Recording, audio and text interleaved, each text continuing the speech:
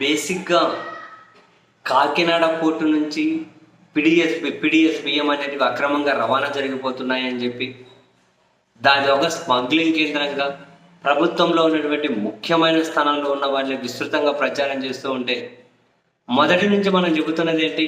అసలు పోర్ట్ ఏం చేస్తుందయ్యా? అసలు అక్కడి వరకు బియ్యం రానియకుండా చూడాలి. కంట్రోల్ ఇక్కడ క్షేత్రస్థాయి నుంచే కంట్రోల్ చేయాలి కదని చెప్పి చెబుతూ వస్తున్నాము. ఇప్పుడు ఏ ఉప ముఖ్యమంత్రి గారు అయితే ఆ పోర్టు మీద అదేదో స్మగ్లింగ్ కేంద్రంగా అయిపోయింది అని చెప్పి విమర్శలు చేస్తూ ఉన్నారు, అదే ఉప ముఖ్యమంత్రి ప్రాతినిధ్యం వహిస్తున్నటువంటి పిఠాపురం నియోజకవర్గం కాకినాడ పోర్టుకు అక్కడి నుంచి పోతున్నటువంటి బియ్యంలో ఎక్కువ పార్ట్ పిఠాపురం నియోజకవర్గం నుంచి కూడా వస్తున్నాయట. ఏకంగా ఆంధ్రప్రభ డైరెక్ట్గా మొత్తం బియ్యం ప్యాకెట్లతో సహా పెట్టేసి, ఇలా బియ్యం ప్యాకెట్లతో సహా కూడా పెట్టిండు. బియ్యం ప్యాకెట్లతో సహా పెట్టేసింది. బియ్యం ప్యాకెట్లు కూడా ఎదురుతుంది.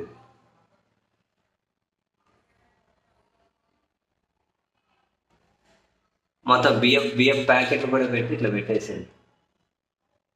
ఎట్లుందో చూడండి, బియ్యం ప్యాకెట్ పిఠాపురం నియోజకవర్గంలో. ఏమని?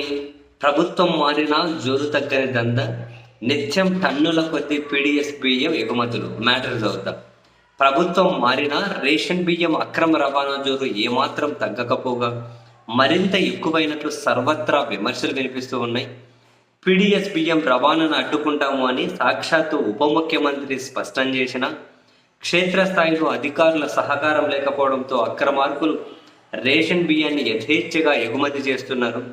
ఉప ముఖ్యమంత్రి ప్రాతినిధ్యం వహిస్తున్న పిఠాపురం నియోజకవర్గంలోని దుర్గాడ, చేబ్రోలు, ప్రత్తిపాడు కేంద్రంగా రోజు 50 నుండి 60 టన్నుల కోటా బియ్యం వివిధ ప్రాంతాలకు ఎగుమతి చేస్తున్న అధికారుల వైపు కన్నెత్తి చూడడం లేదనే ఆరోపణలు తీవ్రంగా వినిపిస్తున్నాయి.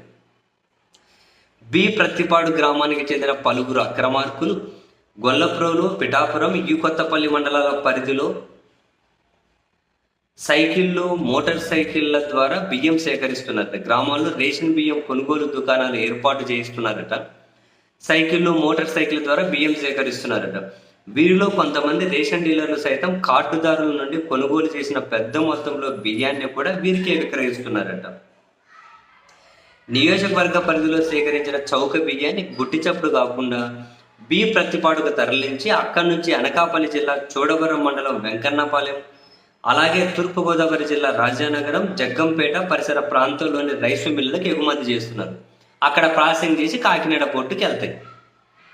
స్థానికంగా కేజీ కోటా బియ్యం 25 రూపాయలకు కొనుగోలు చేసి రాజానగరం, జగ్గంపేట రైస్ మిల్లులకు కిలో 28 రూపాయల చొప్పున, వెంకన్నపాలెం పరిసర ప్రాంతాల మిల్లులకు కిలో 30 రూపాయల చొప్పున ఎగుమతి చేస్తున్నట్టు తెలియవచ్చిందట. రేషన్ మాఫియాకు రోజుకు 1.5 నుండి 2 లక్షల రూపాయల వరకు ఆదాయం వస్తుండటంతో అధికారులకు నెలవారీ మామూలు ముట్టచెప్పి ఈ అక్రమ వ్యాపారాన్ని జోరుగా కొనసాగిస్తున్నారట. కూటమి ప్రభుత్వం అధికారంలోకి వస్తే పిడిఎస్ బియ్యం అక్రమ వ్యాపారాన్ని సాగనివ్వాలని ఉప ముఖ్యమంత్రి ప్రకటించినా స్థానిక అధికారులు, పోలీసుల సహకారంతో ఈ వ్యాపారం పిఠాపురం నియోజకవర్గంలో మరింత యథేచ్ఛగా ఇంతకు ముందు కంటే ఎక్కువ జరుగుతుందట. మరి అక్కడ కంట్రోల్ చేయండి. పిఠాపురంలో రానికుండా కంట్రోల్ చేయాలి. సో దట్ ఆడ కంట్రోల్ చేశారనుకో ఈ బాధ ఉండదు కదా. ఇంకా ఆడ కంట్రోల్ చేస్తే ఈ బాధ ఉండదు కదా కాకినాడ పోర్టు దగ్గరికి. మరి అక్కడ కంట్రోల్ చేయకుండా పోర్టు మీద పడి ఎగిరితే ఏమన్నా వస్తుందా అండి?